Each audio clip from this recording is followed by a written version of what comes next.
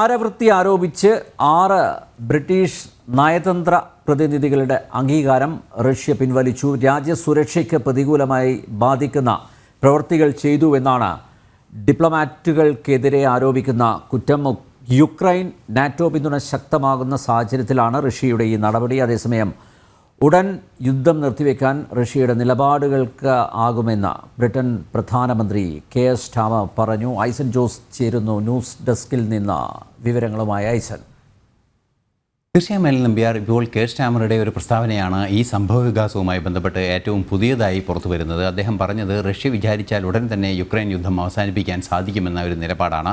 ഇത് പക്ഷപാതപരമായ ഒരു നിലപാടാണെന്ന് തീർച്ചയായും അന്താരാഷ്ട്ര നിരീക്ഷകരെല്ലാം തന്നെ ചൂണ്ടിക്കാണിക്കുന്നുണ്ട്. ഇതിനിടെയാണ്, അതായത് ഈ സംഭവം നടക്കുന്നതിന് തൊട്ടു മുൻപായാണ് ഈ റഷ്യയുടെ ഡിപ്ലോമാറ്റുകളുടെ അംഗീകാരം റദ്ദാക്കിക്കൊണ്ടുള്ള തീരുമാനവും പുറത്തു വന്നത്. 6 ഡിപ്ലോമാറ്റുകൾ റഷ്യക്കെതിരായി പ്രവർത്തിച്ചു. അതുകൊണ്ട് തന്നെ അവർ ഡിപ്ലോമാറ്റുകളായി തുടരുന്നത് രാജ്യസുരക്ഷയെ ബാധിക്കുമെന്ന് വ്യക്തമാക്കിയാണ് ബ്രിട്ടീഷ് നയതന്ത്ര പ്രതിനിധികളുടെ അംഗീകാരം റദ്ദാക്കിയത്.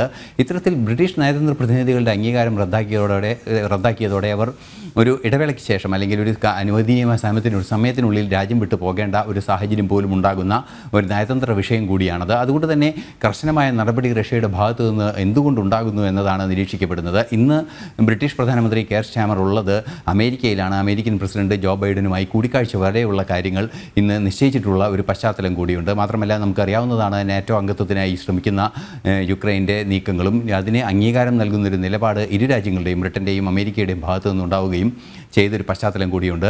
തൊട്ടടുത്ത ദിവസങ്ങളിൽ, അതായത് തൊട്ടു മുമ്പുള്ള 1-2 ദിവസങ്ങൾക്കിടയിലാണ് റഷ്യൻ പ്രസിഡന്റ് വളരെ കൃത്യമായി പറഞ്ഞത്, അതായത് ഏത് രീതിയിലുള്ള അതിക്രമമാണ് അല്ലെങ്കിൽ ആക്രമണമാണ് യുക്രൈൻ നടത്തുന്നത്, അതായത് അമേരിക്ക നൽകിയ ആയുധങ്ങൾ ഉപയോഗിച്ചാണെങ്കിൽ അതിനെ നേരിടാൻ തങ്ങൾക്കറിയാമെന്ന നിലപാടും വ്യക്തമാക്കിയിരുന്നു.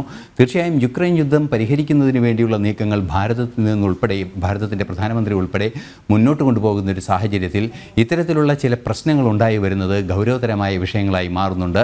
അടിയന്തരമായി ഈ പ്രശ്നങ്ങൾ അഭിസംബോധന ചെയ്യുന്നതിനുള്ള നീക്കങ്ങൾ ഉണ്ടാകണമെന്ന അന്താരാഷ്ട്ര നിരീക്ഷകരെല്ലാം തന്നെ ചൂണ്ടിക്കാണിക്കുന്ന ഒരു പശ്ചാത്തലത്തിൽ കൂടിയാണ് ഈ സംഭവവികാസങ്ങളെല്ലാം തന്നെ ഉണ്ടായിരിക്കുന്നത് എന്ന് ഏറെ പ്രത്യേകതയോടെ വീക്ഷിക്കേണ്ടതുണ്ട്.